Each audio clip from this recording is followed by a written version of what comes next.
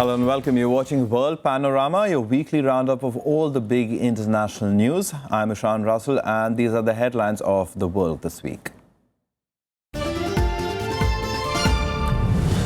Murder of British MP halts UK's European Union referendum campaign. Assailant Thomas Mayer, who shouted "Britain first," charged for the crime.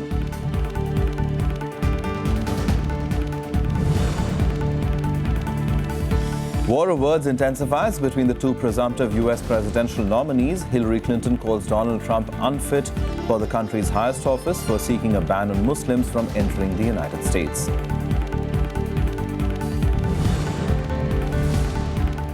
In a major breakthrough, search teams retrieved cockpit voice recorder from the missing Egypt Air flight MS-804. Investigators hopeful of recreating the tragic events that triggered the airline disaster.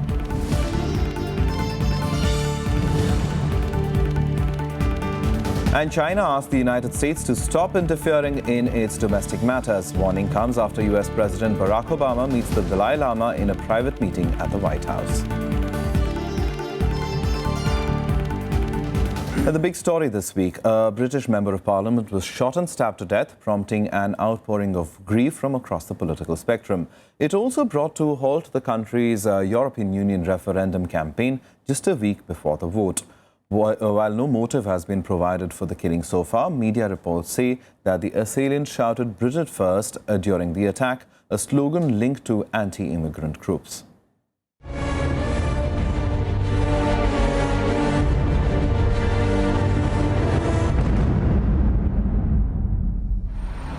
Vigils in Burstall and in Parliament Square in London to pay tribute to Labour MP Jo Coxs, who was shot and stabbed. Jo Coxs had just finished a regular public meeting with her constituents when she was attacked. A man was detained for the assault, but the circumstances and motive were not immediately clear. Tributes flooded in from politicians including David Cameron, Jeremy Corbyn, US Secretary of State John Kerry, French President François Hollande and IMF Chief Christine Lagarde.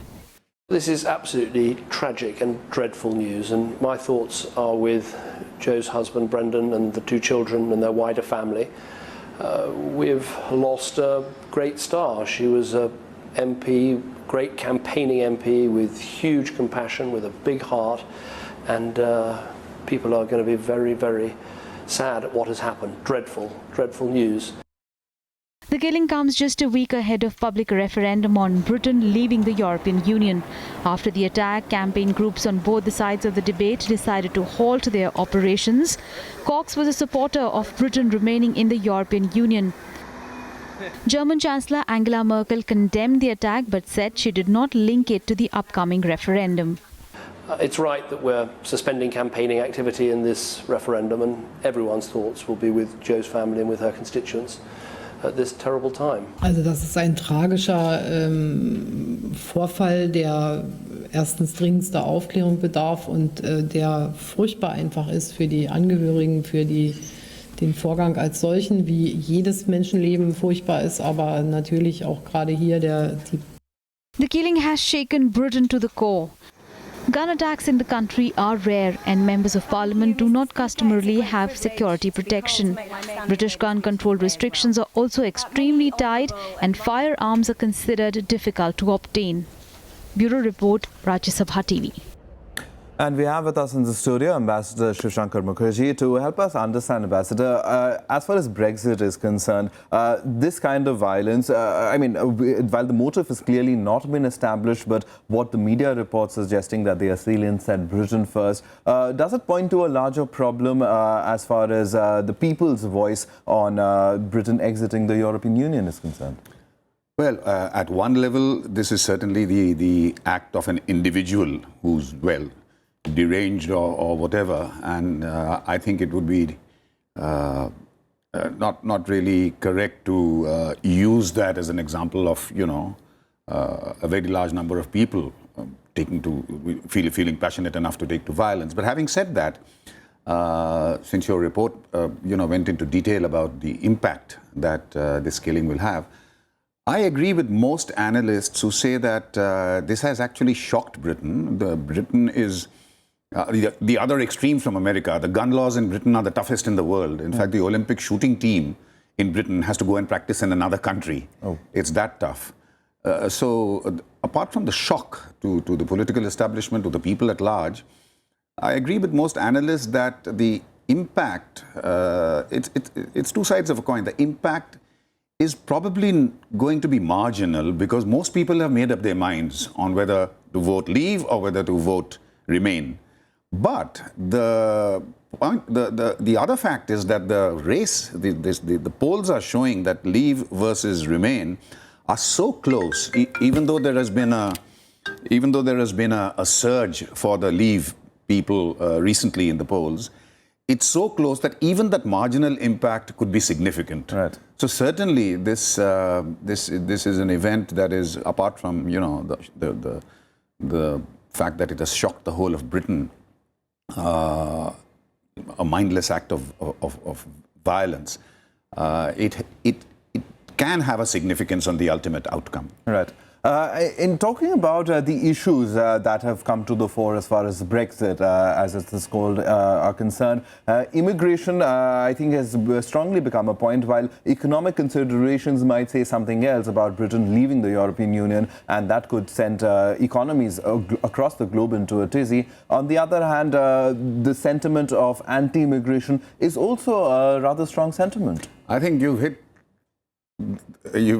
the two most important subjects in this Leave versus Remain referendum. The economic message is what the Remain people are stressing because it worked for them, for the Conservatives. It worked for them in the very similar, close to the wire thing that was the Scotland referendum. The message is that Britain, as part of Europe, is part of the largest integrated economic grouping in the world.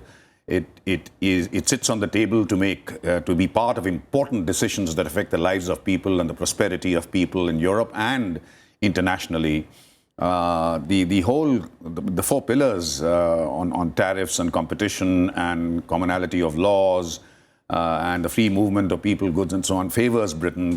The Chancellor of the Exchequer has come out with what he calls a brutal budget, tending to show that every British family will lose something over £4,000 a year in case it moves out of Europe. London stands the danger, looks at the danger of losing its status as the world's, one of the world's most important financial centers if it leaves you, and so on and so forth. The message concentrates on the economic side of things, which they feel is really the linchpin of the message behind the remaining, those who want to remain.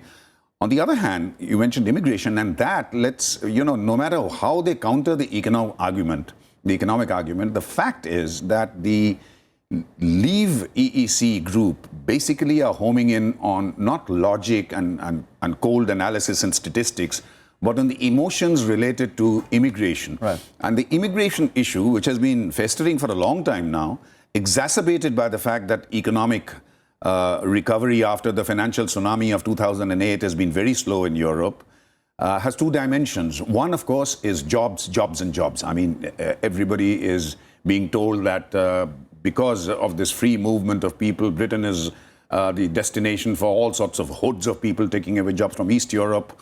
And the other thing is now this fresh political crisis that immigration from the Middle East has created has not only has made this immigration debate much more explosive, the fears much more real, but also has a dimension of terrorism because the immigrants that are coming from the Middle East are seen not just as economic immigrants, but as containing within them elements of terrorists. So that's a heady cocktail.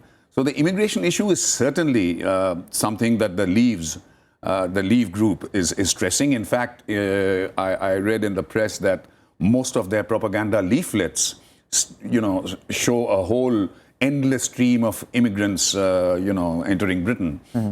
So yes, on the economic side is what the people who want to remain in Europe are stressing, and is the immigration bugbear that the other side is stressing. And it's too close to call, so we'll have to see whether Brexit finally happens or not. But Ambassador Shankar Mukherjee, thank you very much for coming in and helping us understand this a little better. Thank you so much for that.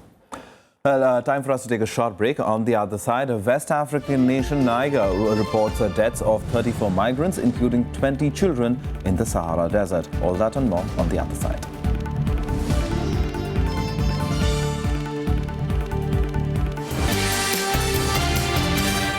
Welcome back. You're watching World Panorama.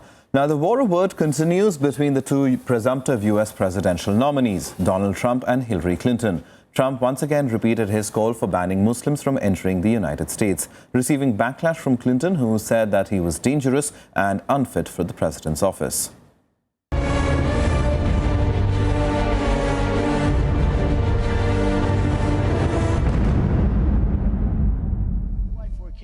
Presumptive Republican presidential nominee Donald Trump on Wednesday repeated his call for a temporary ban on Muslim immigrants coming to the United States, even as his party members distanced themselves from his comments and criticized his remarks. Trump called for surveillance of mosques as part of U.S. law enforcement efforts to prevent terrorism. We aren't vigilant and we aren't smart. And we have to go and we have to maybe check respectfully the mosques, and we have to check other places, because this is a problem that if we don't solve it, it's going to eat our country alive. Trump also said the Orlando shooting would have been different if the patrons were armed. Some of those great people that were in that club that night had guns strapped to their waist or strapped to their ankle. And if the bullets were going in the other direction, aimed at this guy who was just open target practice, you would have had a situation, folks, which would have been always horrible, but nothing like the carnage that we all as a people suffered this weekend. But Trump's remarks were met with shock from the Democratic camp. Presumptive Democratic presidential nominee Hillary Clinton slammed Trump as dangerous and called him temperamentally unfit and totally unqualified to assume the role of commander-in-chief. Apparent that Donald Trump does not seem to grasp any of this. He has been fixated on the phrase, and I quote, radical Islam, as if those are magic words that once uttered will stop terrorists from coming after us. His comments have become even more inflammatory in recent days. This approach isn't just wrong, it is dangerous. This is not the first time Donald Trump has faced flack for his remarks. He was previously criticized for saying he would implement a database to keep track of Muslims in the United States. His hardline proposals on immigration might have contributed to his popularity among some conservative voters, but it has also triggered condemnation from minority and human rights activists. Bureau Report, Rajya Sabha TV. The search teams retrieved the cockpit voice recorder from the Egypt Air flight MS-804 in a major breakthrough. The Egyptian committee said the black box was damaged, but search teams managed to safely pull out the memory unit. The recorder was retrieved in several stages and is being transferred from the vessel to the Egyptian port city of Alexandria. Once on shore, it will be handed over to the members of the committee who will analyze the data. The development raises hopes that the investigators will find clues to the cause of the crash. No terror group has claimed responsibility for bringing the plane down. The cause of the crash remains unclear. Just a day after a mass shooting in Orlando, Florida, President Obama delivered a scathing rebuke of Donald Trump's anti-Muslim rhetoric, blasting the Republican presidential nominee's immigration proposals as dangerous. Obama also urged lawmakers to place added restrictions on access to assault weapons to prevent attacks like the one that killed 49 people on Sunday.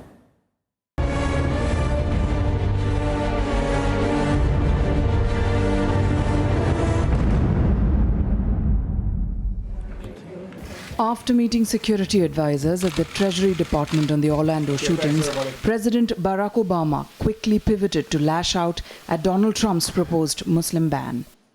We now have proposals from the presumptive Republican nominee for President of the United States to bar all Muslims from emigrating to America. We hear language that singles out immigrants and suggests entire religious communities are complicit in violence. Where does this stop? the Orlando killer, one of the San Bernardino killers, the Fort Hood killer, they were all U.S. citizens. Are we going to start treating all Muslim Americans differently? The president responded to Trump's speech on Monday, blaming the Obama administration and Hillary Clinton for policies that Trump said have helped the terrorists. Obama said such talk is dangerous and hurts U.S. efforts to win the support of moderate Muslims. He, however, said the fight against lone wolves is very hard. These lone actors or small cells of terrorists are very hard to detect and very hard to prevent. But across our government, at every level, federal, state, and local, military and civilian, we are doing everything in our power to stop these kinds of attacks. Obama also urged lawmakers to place added restrictions on access to assault weapons to prevent further mass shootings in the future. If we really want to help law enforcement protect Americans from homegrown extremists, there is a meaningful way to do that. We have to make it harder for people who want to kill Americans to get their hands on weapons of war that let them kill dozens of innocents. Campaigning in Pennsylvania, Hillary Clinton blasted Trump for suggesting that the president was signing with terrorists. Even in a time of divided politics, this is way beyond anything that should be said by someone running for President of the United States. Not to be left behind, Donald Trump accused President Obama of being angrier at him than he is at the man accused of killing 49 people. I watched President Obama today, and he was more angry at me than he was at the shooter. And many people said that. Level of anger, that's the kind of anger he should have for the shooter and these killers that shouldn't be here. Trump also lashed out at Clinton, saying she's taken money from Middle Eastern states who oppress gay people and women. She's taken $25 million from certain countries, and much more than that when you add it up, that treat women horrendously, that kill gays. Meanwhile, after going through his worst nightmare, a survivor of the Orlando attack, who was shot thrice, told media that he played dead to live. And I'm just there laying down, I'm thinking, I'm next, I'm dead. So I don't know how, but by the glory of God, he shoots towards my head, but it hits my hand. And then he shoots me again, and it hits the side of my hip. I had no reaction. I was just prepared to just stay there, laying down, so he won't know that I'm alive. The attack on Pulse nightclub in Central Florida was the deadliest mass shooting in modern U.S. history and the worst attack on the lesbian, gay, bisexual and transgender community. Bureau Report, Rajya Sabha TV. Now, the government of West African nation Niger said on Wednesday that a total of 34 migrants, including 20 children, have died in the Sahara Desert while en route to Europe near a road to the border with Algeria. In a statement read on national television, the Interior Minister Bazoum Mohammed said it appeared they died of thirst after being abandoned by their smuggler. 2 victims have been identified as Nigerians, but the nationalities of the others are not yet clear. Many thousands attempt to cross the vast and inhospitable terrain in order to reach the Libyan coast, where they hope to begin another hazardous trip by boat to Europe. The International Organization for Migration says about 120,000 people crossed through Niger's arid northern Agadez region last year. Thousands of illegal migrants have traveled to Algeria in recent years, most of them via Mali and Niger. People smugglers have largely avoided Libya since it descended into political chaos.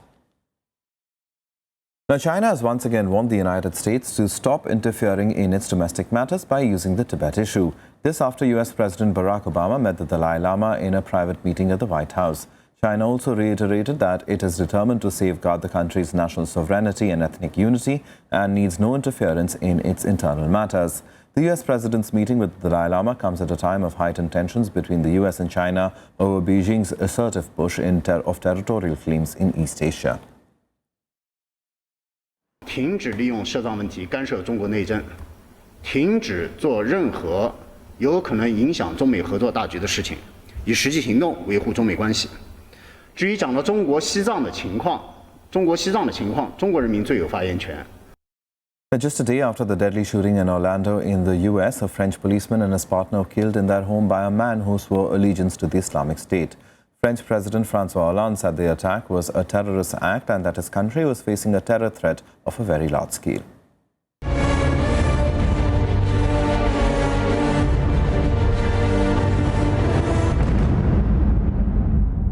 Dans l'œil, on vous réserve d'autres surprises. Pour l'euro, je ne vous en dis pas plus. L'euro sera un cimetière. Nous aussi Hollande, Naam, je n'ai pas oublié ta phrase. Nous aussi Hollande, nous serons impitoyables. Et j'ai été impitoyable avec ce policier et sa femme. Larosi Abala, a Frenchman who pledged allegiance to the Islamic State and stabbed a police commander to death outside his home and killed his partner, posted a video online threatening the ongoing Euro 2016 tournament. French President François Hollande saying the country will put up all means necessary to fight Islamic terrorism. Nous aurons aussi la mobilisation maximale à l'égard de ce que peut être la menace terroriste. Nous l'avons eu depuis plusieurs mois. J'ai moi-même. The French National Assembly held a minute's silence for the victims. French Prime Minister saying that a frontier in horror has been crossed. Il y a l'émotion, ne doit pas passer, l'effroi, car un cap dans l'horreur a été franchi. C'est le domicile, The 25-year-old attacker knifed a 42-year-old police commander repeatedly in the stomach on Monday evening at his home. He killed his wife and then held their 3-year-old son hostage. The attacker was later killed. The Islamic State claimed responsibility for the killings in a statement released by the Amaq news agency, the group's propaganda outlet. The attacker, Abala, had spent time in jail earlier too over links with jihadist groups. He was convicted in 2013 of criminal association with the aim of preparing terrorist acts. French prosecutors have launched an anti-terror investigation into the incident. Que la mobilisation du gouvernement est totale depuis des mois pour faire face à une menace dont nous n'avons cessé de dire qu'elle était élevée. Elle est élevée en France, elle est élevée en Europe, elle est élevée en... Investigating officials say the attacker was also carrying a hit list of VIPs, including rappers, journalists, police officers and police officials. Bureau Report, Rajya Sabha TV. Much as has been unfolding around the world, here's a quick wrap of the other international news of the week in Globe Watch.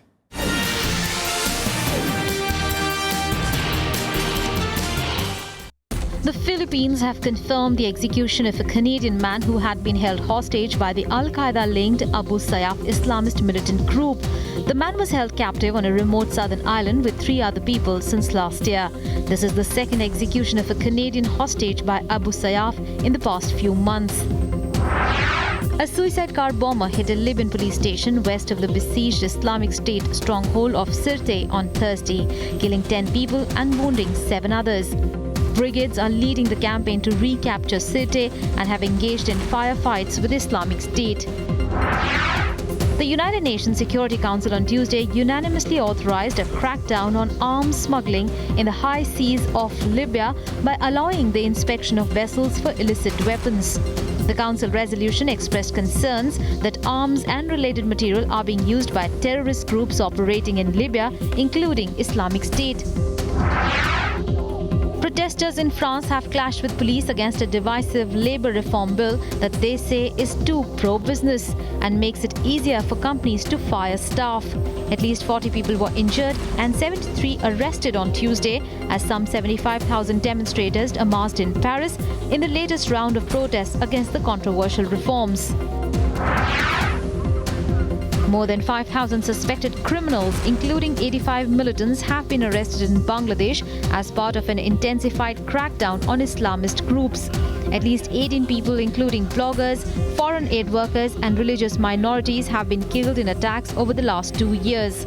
The crackdown aims to reduce such acts after international communities began questioning Bangladesh's secular governance. Time now for all the action from the world of sports and Sports Wrap.